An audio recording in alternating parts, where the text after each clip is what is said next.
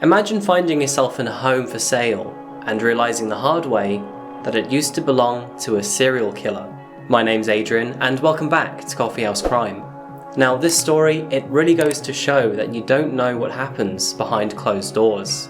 Today we're looking at Springfield's most recent serial killer, Stewart Weldon, who in late 2017 through to 2018 killed 3 women in his home. So grab a coffee and sit back. This is the case of Stewart Weldon.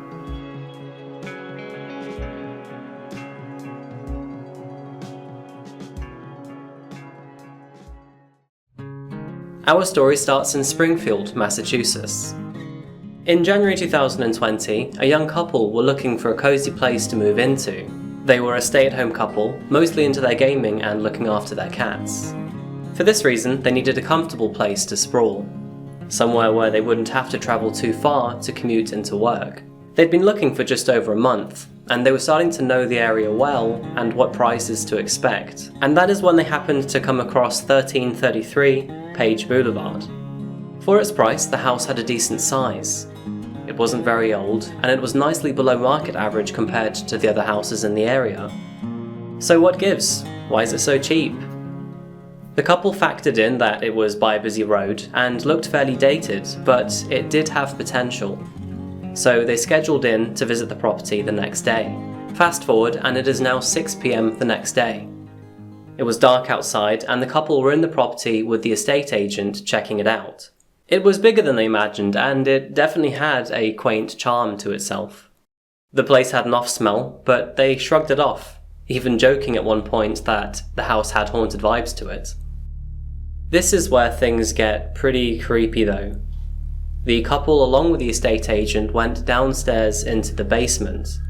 The area was divided into 3 rooms connected without doors. The first room held appliances and a boiler, nothing out of the ordinary. The next one though was dire, a concrete floor with a dilapidated shower.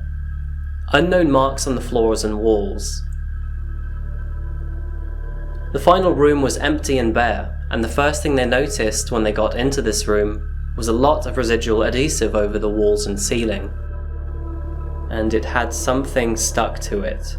Upon closer inspection, the guy touched the sticky substance when he finally realized it used to be soundproof foam. He asked the realtor if he knew why the basement was soundproofed. Maybe the previous owner was a musician. That's when the realtor's face dropped, and he said, "Oh God, let's leave. I finally know why this place is still on the market."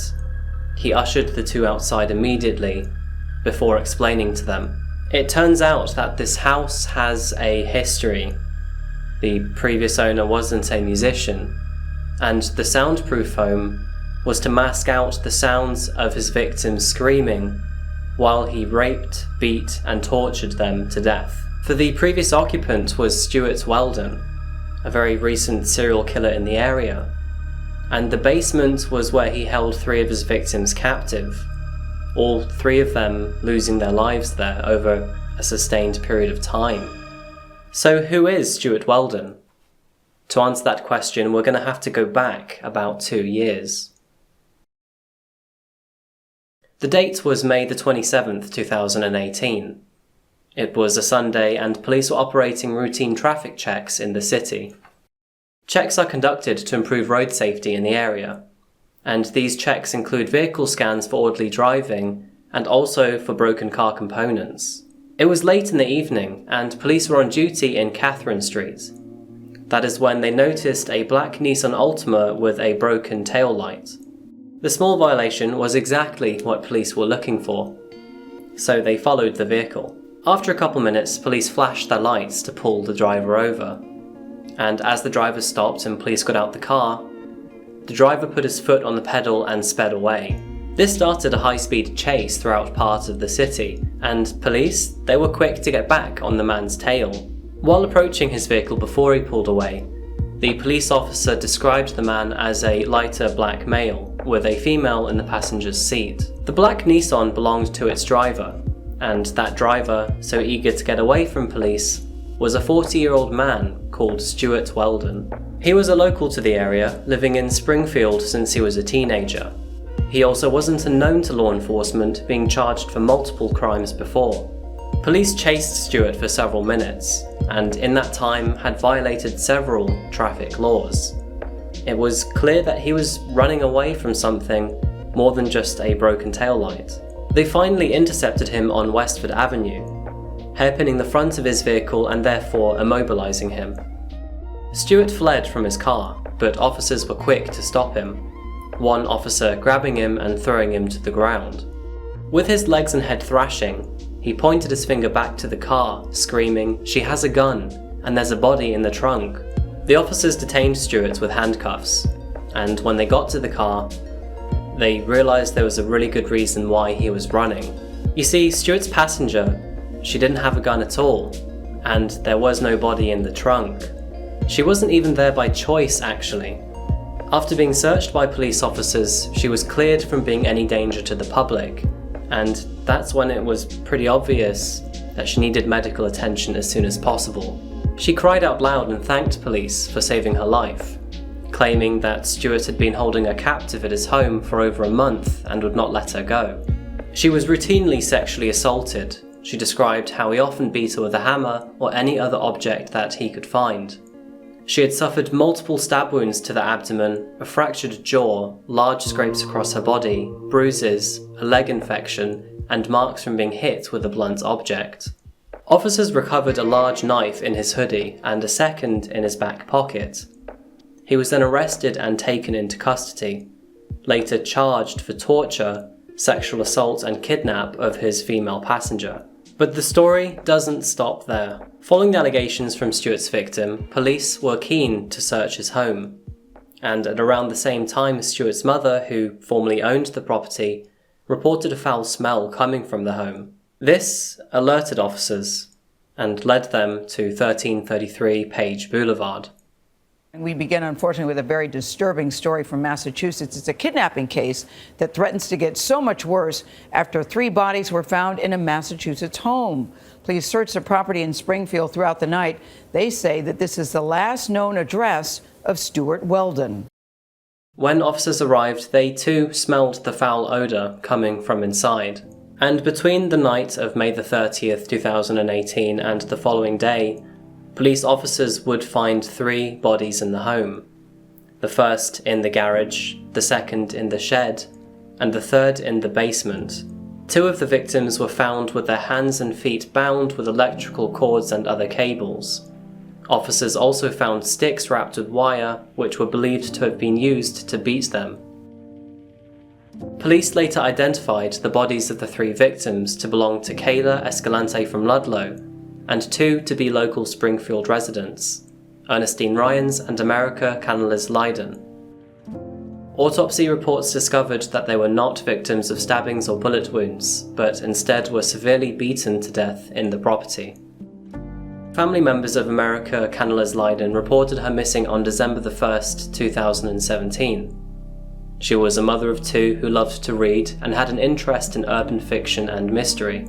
She and her sister shared text messages shortly before she disappeared, but now her sister believes that those messages were not from her. 3 months after America's disappearance, Ernestine was reported missing on March the 18th. She was a mother and a grandmother and only just moved to Springfield. She was described as a kind, gentle spirit. Stewart's youngest victim, Kayla Escalante, never had a missing persons report filed. She was, however, born on March the 30th, 1991, and left behind a daughter. The more detectives looked into Stewart's case, the more sinister it became.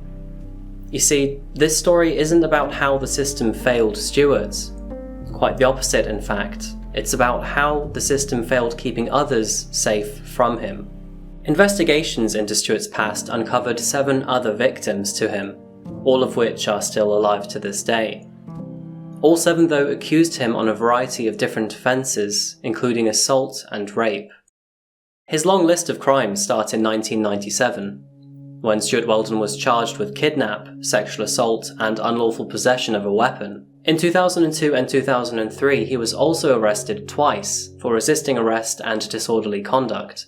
And in 2008, he was arrested for assaulting an officer.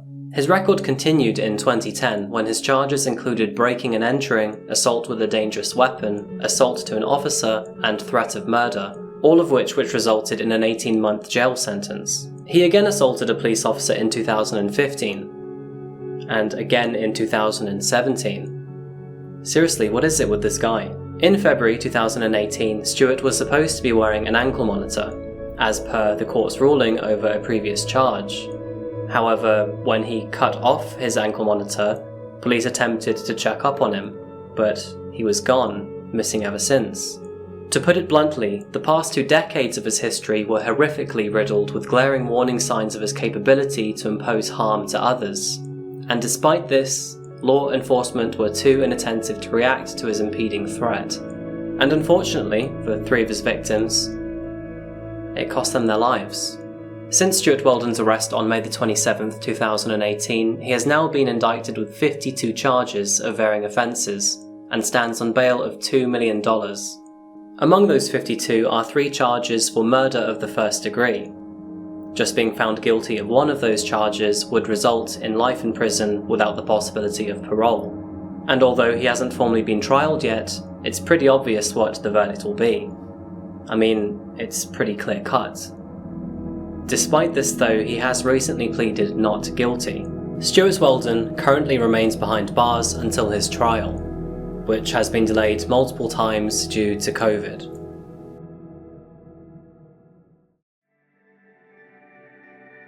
And that's the ever unfolding story of Stewart Weldon. It's almost undoubtful that he would have carried on his long streak of torture, rape and murder, all of which was uncovered from a broken rear light.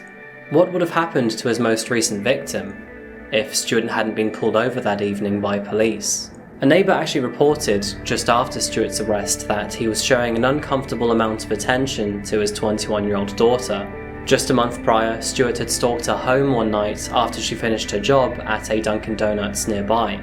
Stewart's Aunt Connie believes that something snapped in him, though there is data and evidence to suggest that he has been on a long list of prescriptions to combat his mental health for decades.